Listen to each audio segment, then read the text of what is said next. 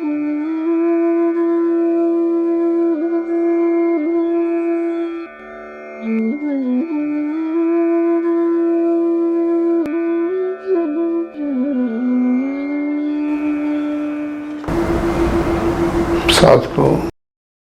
कुछ समय बाद हम सभी अपने घर की ओर प्रस्थान करेंगे। पता नहीं कौन भविष्य में कौन मिलेगा नहीं मिलेगा। खैर, ये तो एक प्रकृति का स्वभाव है, मिलना और बिछड़ना।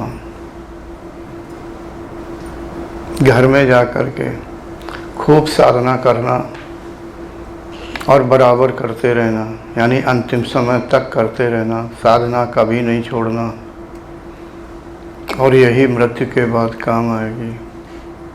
और सांसारिक सुख दुख ये तो आते ही रहते हैं, इन पे ध्यान मत दो।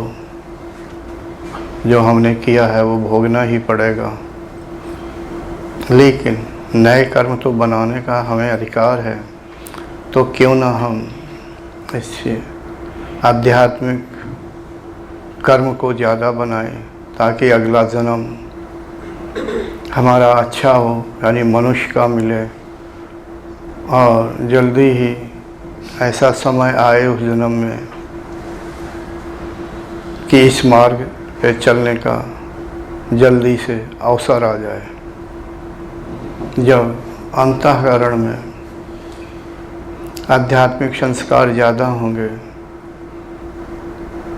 तो भविष्य में अर्थात अगले जन्मों में इस मार्ग में जल्दी से आ जाएंगे, यानी आध्यात्मिक मार्ग जल्दी से पकड़ लेंगे।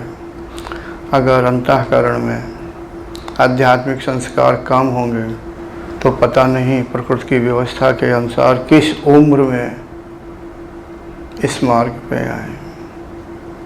इसलिए ज़्यादा से ज़्यादा आध्यात्मिक संस्कारों को बना के अपने अंतःकरण में ज़्यादा एकत्रित कर लें, अर्थात इन संस्कारों की मात्रा ज़्यादा बढ़ाएं, ताकि अगले जन्म में कम उम्र में ही ये मार्ग पकड़ लें और आगे का मार्ग प्रशस्त हो। पिछले संस्कारों के अनुसार ही वर्तमान जन्म में यहाँ पे उपस्थित साधकों आपको आध्यात्मिक मार्ग मिला। किसी को कम उम्र में, किसी को ज़्यादा उम्र में। इसका कारण आपका पिछला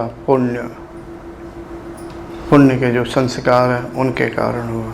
अर्थात ऐसे संस्कारों को ज़्यादा बढ़ावा दो जो सांसारिक लिप्तता वाले तमोगुण से युक्त जो संस्कार हैं, कोशिश करो कि आपके कम बने। अर्थात ऐसा व्यवहार कम करो जिसमें आसक्ति, मोह, ममता, अज्ञान की मात्रा ज़्यादा हो, क्योंकि ये आगे के जन्म को ऐसा प्रभावित करेंगे या अवरोधक के रूप में खड़े हो जाएंगे, या जो ये आध्यात्मिक संस्कार हैं इनको रोके रहेंगे।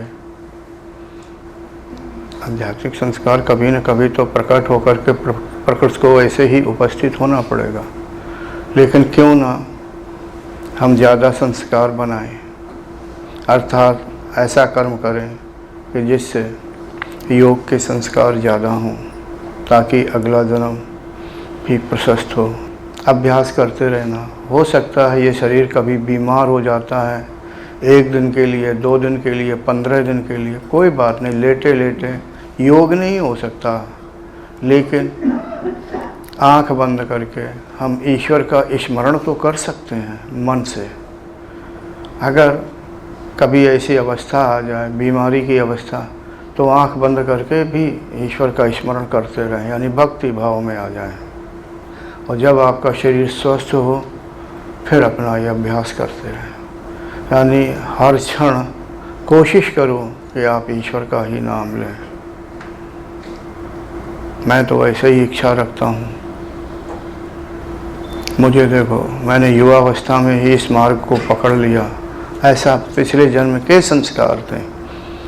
और इस मार्ग को पकड़ाने के लिए, जैसा कि मैंने अपनी दूसरी किताब में लिखा भी है कुंडलिनी देवी और प्रकट देवी ने बड़ी सहायता की। उस समय तो मैं योग के विषय में जानता ही नहीं था।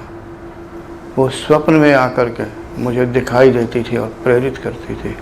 फिर बाद में उसने वैसे ही हमारी व्यवस्था कर दी। हम चाहते हैं इसी प्रकार की अगले जन्म में तो आप सभी युवावस्था से ही इस मार्ग में लग जाएं। तो अच्छा यही है कि हर समय ईश्वर का चिंतन करते रहें।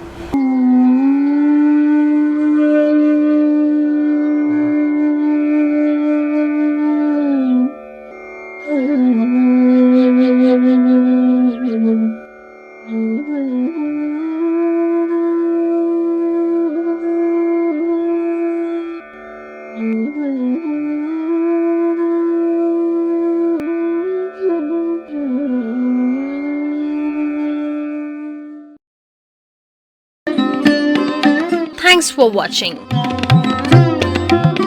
Remember to like, comment and subscribe.